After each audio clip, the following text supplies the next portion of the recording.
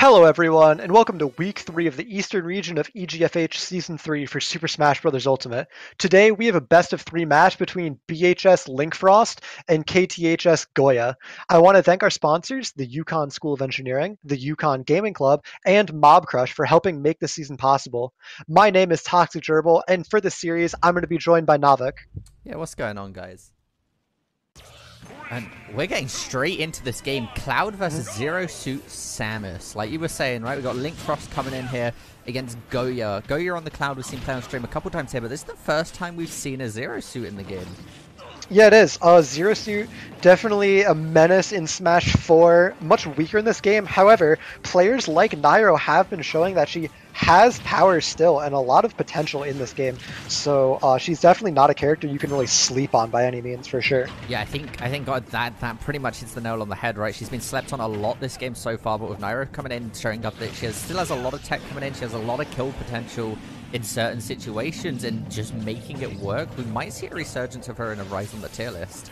Yeah, possibly. And if we're talking about characters that got nerfed and people were sleeping on but still work, Cloud's definitely also on that list. Heavy limit. Yeah. And that's going to be a start going towards Linkfrost today. I like you were saying on those heavy nerfs coming out. Juicy up smash. The limit break restrictions put in, and there's the kill coming out, resetting. Yeah, what a great read from Linkfrost, reading the movement and just nailing him with the uppie. Very good. Yeah. But yeah, no, like you were saying, yeah, Cloud got nerfed. Both characters here got nerfed an extreme amount coming from the prior game, of course, being Smash 4. I mean, Cloud, obviously, Smash 4 was his debut game, and they just didn't want to put a time restriction on the limit break. Yeah, well, you paid $5.99 for him. He better have been a good character in that one. But he's free in this one, so they can make him a little worse, you know? Yeah, and they definitely made him a little worse. But you know what I mean? People are still figuring it out. He's going to miss that limit break slash coming out there here. I think a lot of Cloud's strength comes into his forward air in a lot of situations. In this game, yeah, it used to be that it would be a lot of neutral aerials, but that got nerfed heavily. The range is way worse than it used to be. Zero Suit barely SDs there, yeah. Cloud's neutral air, much worse than it used to be. Less hit stun means you can get punished on hit, and it just has less range. But of course, yeah, the biggest one is putting that timer on limit abilities means that Cloud has to throw them out. So we're going to see a lot more of that as Cloud, I guess, did not have his jump there. So, an unfortunate SD, but Linkfrost keeping it even. 0% last stock as Linkfrost gets the first hit, but takes a clobbering in response for it. Yeah, almost jumping into that charged F smash. Yeah, 100%. And like you were saying, with that limit now having a timer on it, he can't just sit there and be in limit break for as long as he wants. He's got to throw it out. Going to be throwing out a lot of cross slashes as well, or the cross edges, trying to find that, especially whilst in limit break, because it kills at such low potential. And like I just said, there it hits. The DI though, amazing, right into the corner, keeping Linkfrost alive. Yeah, no, that was extremely well played off by Linkfrost there. I was just saying, forward smash will do it on the roll read. Wow. And just as I was about to say how the cross edge EX has a lot of kill potential, it doesn't kill at 126. Yeah, but that buff smash certainly will. Hitting that roll read, and in a close first game, it is Goya taking it. A game 2, I'm gonna be completely honest, I have no idea what stages are good for Zero Suit Samus, so I'm not going to try to make the stage read here. I'm going to predict Pokemon Stadium 2, because that's where everyone loves to go. Yeah, Pokemon Stadium 2 seems to be people's favorites coming out here, but they're both going to back up. They're both just going to think about it for a little bit here, and we will get to see what's coming. But yeah, no, Zero Suit, not a character I know exactly what stages they want to go to. I feel like do you want platforms on Zero Suit? I feel like I think she has up air ladder combos, so I think she might want it. But at the same time, Cloud is such a good character at covering platforms with his giant disjointed sword that it might be kind of scary. So I really don't know exactly where you'd want to go in this matchup. Yeah, it's probably a big stage would probably be pretty beneficial. Well, now that he's on Young Link, a big stage would very certainly be beneficial for him. So we see the switch off. Yeah, an interesting switch off. Definitely, in my opinion, a higher tier character on the Young Link. somebody who's going to have a lot less trouble dealing with the sword coming out from Goya as well. The projectiles forcing Goya to approach, and approaching Goya did there, just raw cross slashing, but hitting a lot of projectiles on the other end of it means that... One of the really nice things in this matchup, I think, for the young Link in a lot of situations, I believe his down air actually beats a lot of Cloud's moves and priorities, like the pogo Probably, sword. yeah. So he has a lot of entryway coming up from above Cloud if he manages to get above him, and then of course having those platforms is going to make it a lot easier to enter. You just saw a raw arrow beating the blade beam. That looked a little weird to me. Yeah, but that's how that works. You can use the arrow defensively in this matchup, which if he tries to catch him out in a weird situation, just toss a bomb at it, cancel them both out, you'll be in a good situation. Yeah, Linkfrost doing a good job keeping Goya out, but Goya, as I say that, getting in. Linkfrost projectile wall sort of falling short, going for a really ambitious up B, getting it the block coming out from Linkfrost there. Good read, manages to get that EX cross edge out of the way here, and just a bit of a spam between the blade beam. Both players press the red button on their controller. Bomb's gonna hit, followed by the arrow again. Just a lot of counters here. I say counters, I guess it's more like neutralizing the other opponent's projectiles. Yeah, a lot of really ambitious charged smashes coming out of Goya. I'd like to see Linkfrost punishing them a lot harder. He normally just lets them go unpunished, or hits them like with a projectile for like 5-10 damage, and not really getting those big smash punishes, although it does not really matter, as Linkfrost does get the first stock off reading the get up option from the ledge. Yeah, now all of this comes down to extra credit in these situations. Every hit Linkfrost gets is just a bigger and bigger gap coming out. That's not going to kill, so 168, he is enraged now. Lots of damage is going to be coming out, especially if he hits that up smash. Yeah. 82% of extra credit, you're already happy, and something tells me, yeah, Linkfrost is going to be getting a little bit more. Once you're starting to get into that 100s range of extra credit, you're basically getting a full stock lapped. So Linkfrost in very good control of this lead. Goya just barely not being able to get that punish on the raw up smash means that he's going to keep eating more and more percent.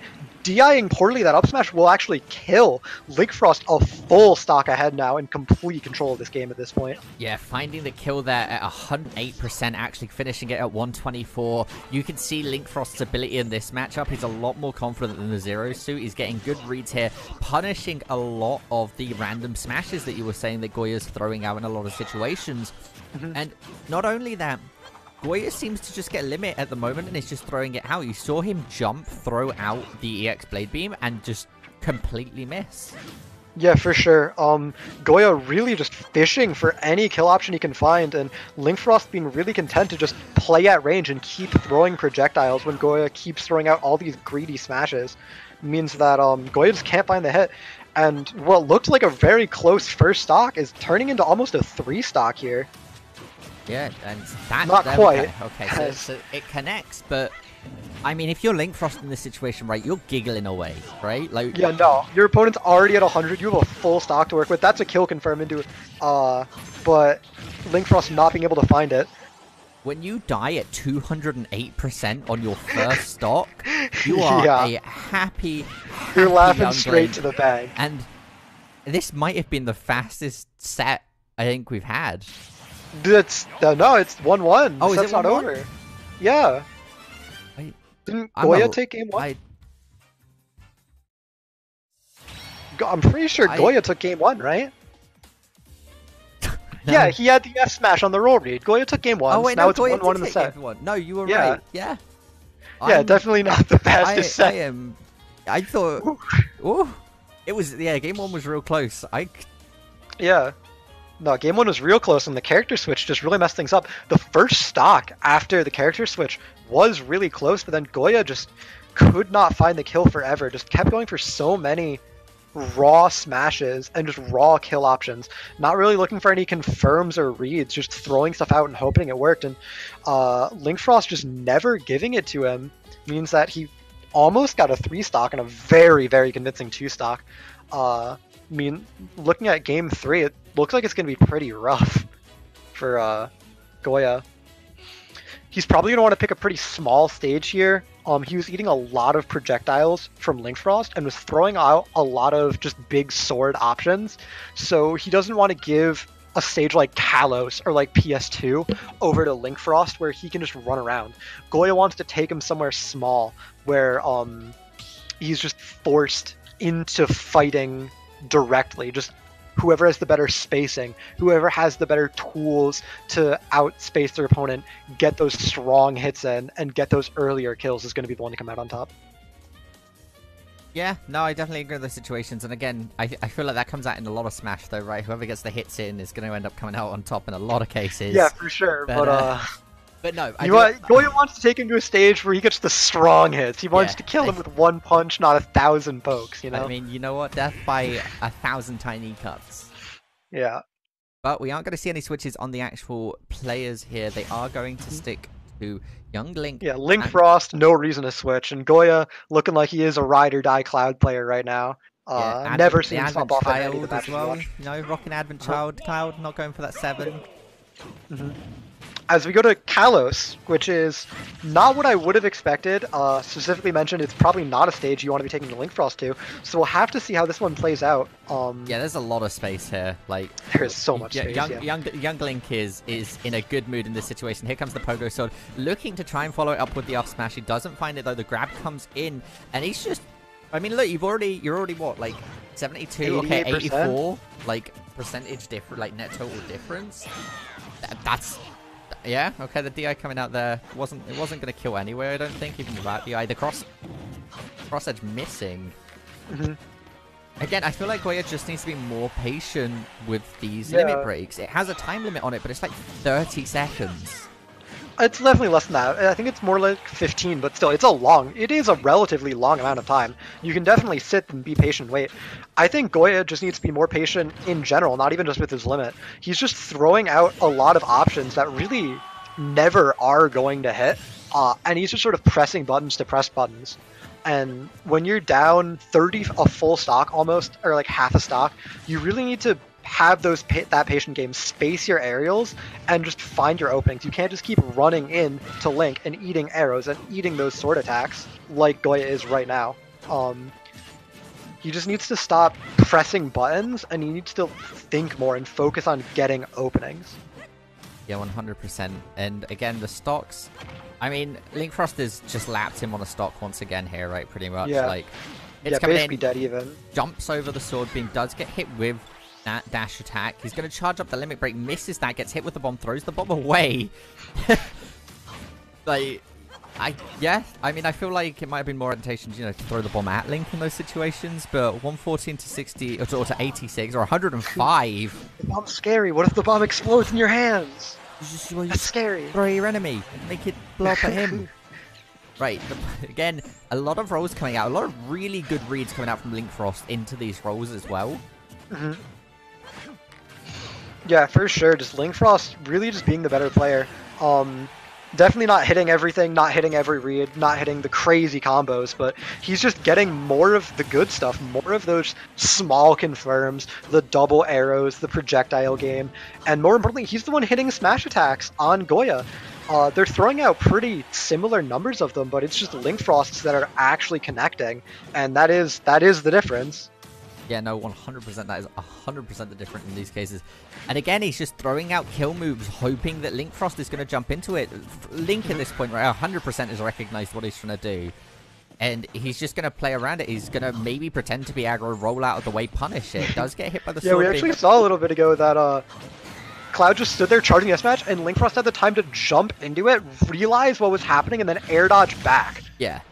But as we say that, Goya does find the one kill, but with how he's been playing, this comeback is not looking great. But that up smash, this combo here is a good way to start it, as the DI almost kills Linkfrost. The red spark's coming out, but he does barely survive, and all of a sudden, it's looking doable for Goya. He is finding those hits at least a little bit in that one stock, but he's got a lot more hits to find if he wants to make a comeback happen. Yeah, Goya had a lot of momentum for a second there, but it looks like he's dropped most of it. You've got to remember Linkfrost's still a stock above as well, so any damage Linkfrost is getting in is just going to be more and more beneficial to ending and closing out this game.